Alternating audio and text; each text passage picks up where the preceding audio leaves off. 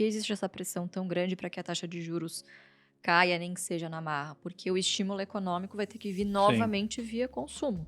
E ninguém vai consumir se tiver endividado. Então, uma coisa leva a outra. Então, a taxa de juros vai precisar cair, então tem o programa Desenrola, enfim, que são iniciativas como o nosso, né, próprio digníssimo presidente anunciou, que é para você fazer novas dívidas saudáveis. A gente hoje tem um cenário com a taxa de juros muito alta, perto dos últimos tempos, só que também está na iminência de cair há um tempão, mas não caiu ainda, né? Pensando, por mais que você não seja uma pessoa que olha para futurologia, né, se você pudesse dar um palpite, né, de para onde vai a nossa bolsa, pensando num cenário de taxa de juros alto e na iminência de cair, como que você enxerga o futuro da bolsa de valores aqui? Eu enxergo a coisa da seguinte maneira: eu não costumo contemplar a bolsa de valores, eu costumo contemplar o mercado, as empresas. Eu acho que se algumas reformas na nossa tributação vierem a ser consolidada, eu desconheço movimentos de reforma de tributo que tenham baixado o tributo. Não conheço.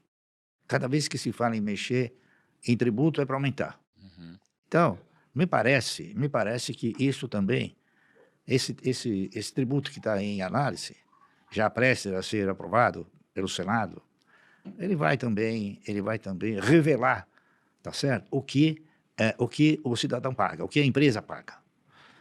Inúmeros tributos que estão sendo acondicionados em um só, que se chama Imposto de Valor Agregado. Me parece que pelos depoimentos daqueles que desenvolveram o projeto, esse valor deve chegar entre 25% e 30%. Uhum.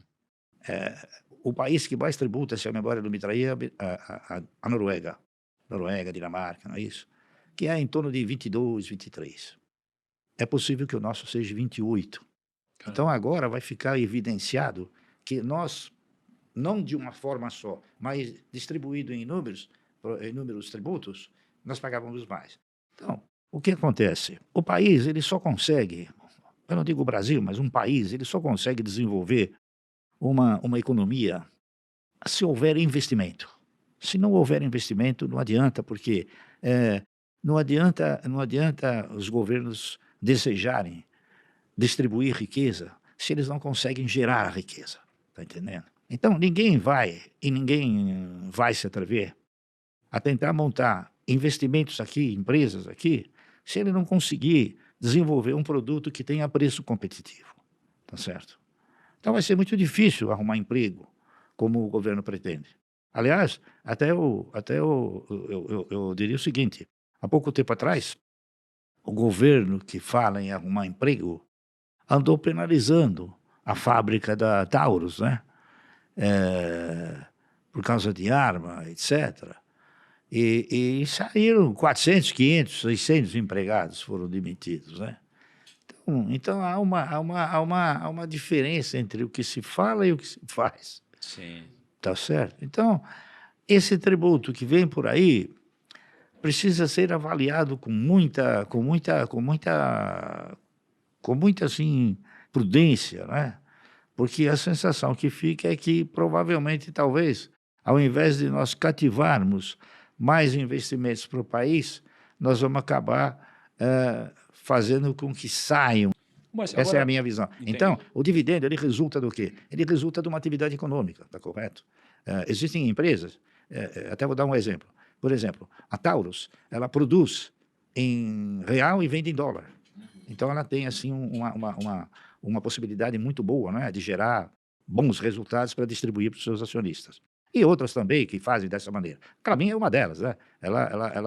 Ela tem custos em real e em algumas ocasiões ela vende em dólar quando ela exporta, né? Então é muito importante para o país voltar a criar uma estrutura industrial que suporte um contingente de empregadores, de empregados, melhor dizendo, tá certo?